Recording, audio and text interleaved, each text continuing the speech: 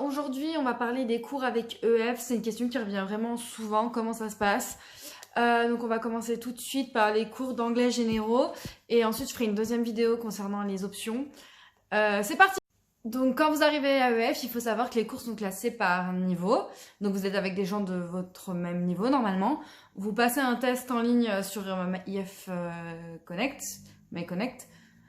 Et ensuite, vous avez votre niveau et vous arrivez en cours le mardi, puisque le lundi est une journée d'accueil avec tous les nouveaux. Donc quand vous intégrez votre classe, normalement votre prof vous donne ces deux cahiers. Donc là, c'est le niveau C2. Alors celui-là, c'est des points de grammaire en fait. Il est pour tous les niveaux C2 et celui-là, c'est le dernier manuel que j'ai eu, c'est le C2-3, c'est le seul que j'ai gardé. Et je vais vous expliquer un peu comment ça se passe. C'est la même chose pour tous les niveaux, c'est juste que ça change, la difficulté change. Donc ce cahier-là, qui est votre cahier de niveau, vous devez toujours l'emmener en classe avec vous. Il est classé par thème, donc chez EF, toutes les 6 semaines, vous changez de niveau, donc il y a 6 thèmes par bouquin. Donc là, prenons le premier, c'est Unit 1 Work, donc ça va être tout ce qui est attrait au travail. Donc vous allez apprendre du vocabulaire sur le travail. Il y a aussi des exercices et des points de grammaire. Comment sont construits les cours? Donc il faut savoir que vous avez cours avec EF en demi-journée. Tous les jours vous avez des cours d'EF généraux. Il me semble que c'est 3 heures, des cours de 1h30, pause et encore 1h30, donc 3 heures par jour. Donc comment sont structurés les cours? Vous prenez un chapitre, par exemple ici The Art. C'est le thème 3. Il y aura des exercices de vocabulaire, des exercices de grammaire dans le bouquin. Et ensuite, les profs, ils mettent en place des exercices oraux. Ça peut être des débats, ça peut être des exercices sur des points de grammaire.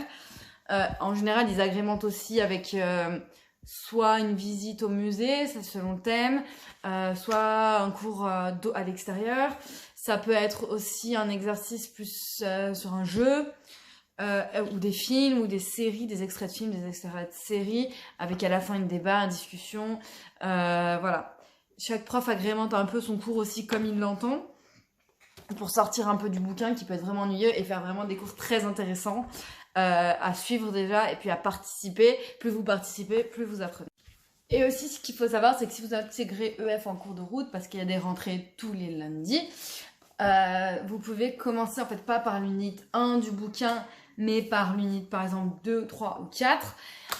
Chez EF, on change de niveau toutes les semaines. Donc par exemple, si vous êtes en B11, que vous intégrez EF au niveau de la l'unité 5, vous allez faire l'unité 5. Ensuite, vous avez encore une semaine, vous allez faire l'unité 6. Par contre, au bout de 2 semaines, en fait, vous allez passer quand même le test pour savoir si vous pouvez changer de niveau. Donc en fait, vous pouvez aussi changer de niveau plus vite que toutes les 6 semaines, selon quand vous arrivez. Après, si vous ne passez pas le test, forcément, vous allez revenir en B11. Mais par contre, si au bout de 2 semaines, vous arrivez, vous passez le test, vous arrivez, vous pouvez passer en B1-2 et rester avec votre classe. Donc ça, je trouve ça plutôt cool. Surtout que vous avez déjà fait connaissance avec les gens de votre classe et vous pouvez rester avec eux si vous avez le niveau, évidemment. Et évidemment, plus vous augmentez de niveau, plus les points de vocabulaire et les points de grammaire sont difficiles et adaptés.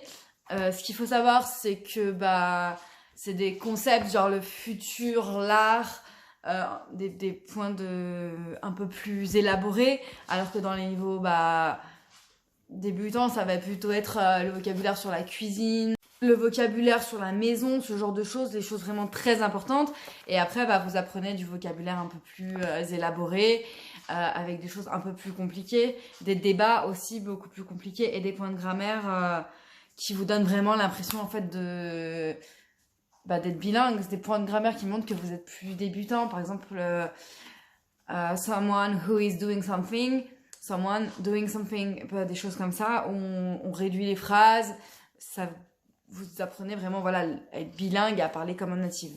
Et ensuite, on a celui-là de English Guide C2, donc celui-là, il fait tous les niveaux C2-1, C2-2, C2-3. Vous n'avez pas besoin de l'emmener en cours, il faut le laisser dans votre chambre. Et c'est vraiment un guide en fait avec tous les points de grammaire que vous avez vus, avec tous les exercices que vous avez faits. Et surtout, en fait, il vous aide à savoir où vous en êtes, si vous avez vos acquis. Par exemple, là, ce sont des mots. Par exemple, to dominate. Est-ce que vous l'avez déjà vu? Est-ce que vous le comprenez? Est-ce que vous savez l'utiliser? Et vous avez juste en fait à cocher. Et du coup, bah, c'est très utile pour savoir où vous en êtes, savoir si vous avez des lacunes, ce qui vous manque et sur quoi travailler ensuite. Ce qu'il faut savoir aussi quand on arrive en C2-3, bah, c'est que si vous y êtes avant la fin de votre séjour, vous allez y rester. Donc vous allez faire, par exemple, si vous avez commencé le bouquin à l'unité 4, bah, vous allez le reprendre à l'unité 1 et ainsi de suite. Donc voilà, c'était le déroulé des cours AEF, comment ça se passe, les cours de General Class, et ensuite je vais vous parler dans une autre vidéo des options, des spin class, qu'on appelle les spin class, donc ce sont des options. N'hésitez pas à vous abonner à ma chaîne YouTube, à me suivre sur les réseaux pour avoir cette deuxième vidéo. Je vous embrasse, à bientôt!